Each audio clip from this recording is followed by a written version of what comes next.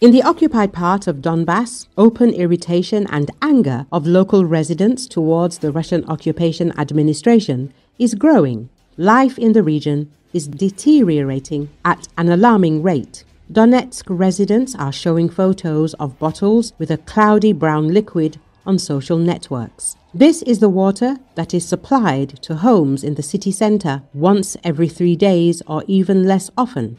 People go down to the basements with buckets to at least flush the toilets.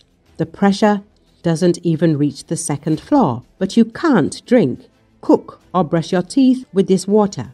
A number of publics write that the water cut off in the occupied city was a shock, and a shock even for those who had long ago come to terms with the Russian occupation and the fallen standard of living.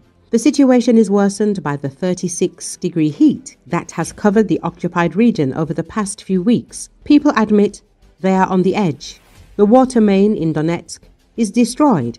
Water is supplied once every 3 days for 2 hours. The occupiers justify themselves by saying that Ukraine allegedly blocked the canal. However, the canal itself was destroyed by Russian troops at the beginning of the invasion.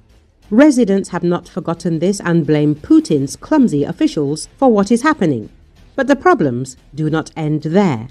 The region's public utilities have collapsed. Garbage has not been removed for weeks. Mountains of waste are growing right under windows. Trees are not trimmed. Roads are broken to a dangerous state. People complain that moving around the city is becoming a life-threatening matter. Before the Russian occupation, the Donetsk region was one of the most developed regions of Ukraine, with a high standard of living and wages. Today, it is a desolate zone where even basic needs are not met. At the same time, instead of trying to restore order, officials who have arrived from the Russian Federation accuse locals of impudence for daring to criticize the situation. Quote from the public: "This is not rusty water. This is a suspension that does not settle. It stood for a day. It did not become cleaner by a drop." Donetsk, city center, from the cold water supply pipe. Against this backdrop, people who cannot stand such living conditions continue to leave the city. The indicative result of 10 years of life in the Russian world is devastating. Dirt and growing disgust for the occupiers, even among those who once supported them. Что вы хотите? Вы за что боролись? В смысле, что вы хотите, вы за что боролись? Приходишь, допустим, в какой-то кабинет, там что-то говорит, а что вы хотели? Вы за это боролись? И колонка работала. Сейчас ничего не работает. Russian athletes participating in the World Fencing Championship in Georgian capital Tbilisi were met with protests. Demonstrations took place in several locations around the city. A group of protesters gathered in front of the hotel where the Russian athletes were staying, chanting slogans such as, "Russian pigs, you are not welcome here," and "Today it's fireworks, tomorrow it might be grad, rocket fire." The protesters also burned the Russian flag. Another protest took place in front of the sports hall where the competition was being held. The protesters held placards with images of Russian athletes who support Putin, as well as Georgian hero Georgy Antsikhelidze, who died in the 2008 Russo-Georgian War. 2 of the protesters managed to enter the sports hall and displayed a banner reading, "Russian soldiers will not be able to rejoice in Antsikhelidze's homeland." The competition is being represented by 25 Russian athletes, 17 of whom hold military ranks. The International Federation has allowed the Russian representatives to participate in the event under a neutral status.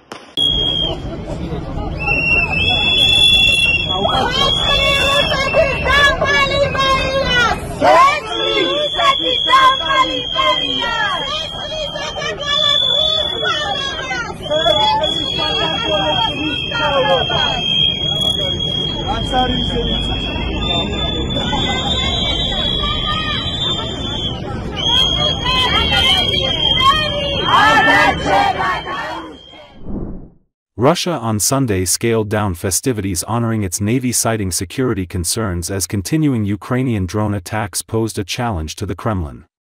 According to Associated Press, Russian authorities cancelled the parades of warships in St. Petersburg, in the Kaliningrad region on the Baltic, and in the far eastern port of Vladivostok that are usually held to mark the annual Navy Day celebrations. Asked about the reason for the cancellation of the parade in St. Petersburg even as President Vladimir Putin arrived in his home city to visit the Navy headquarters, Kremlin spokesman Dmitry Peskov told reporters that it's linked to the overall situation, security reasons, which are above all else. The Russian Defense Ministry said that air defenses downed 99 Ukrainian drones over several regions overnight. Later in the day, officials reported more drones shot down near St. Petersburg. A woman was injured by drone fragments in the Lomonosov region, according to the local authorities.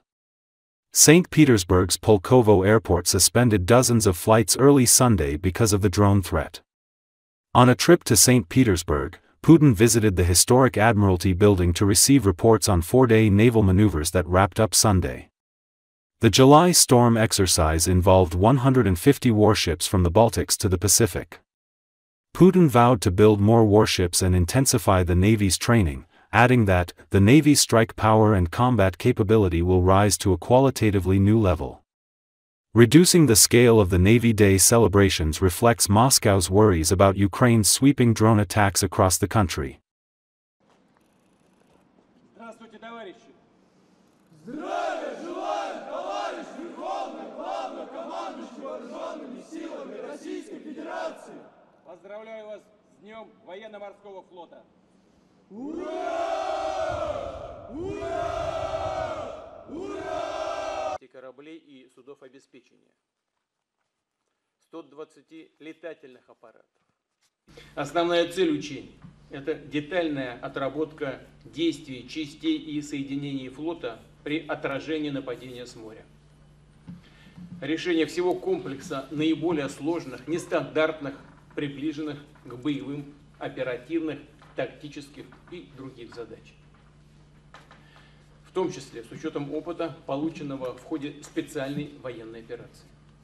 Фрегата «Адмирал Головко», крылатой ракетой «Калибр», берегового ракетного комплекса «Бастион», крылатой... Меня зовут Павел Морозов, прямо как пионер-герой. Владимир Владимирович, берегите, пожалуйста.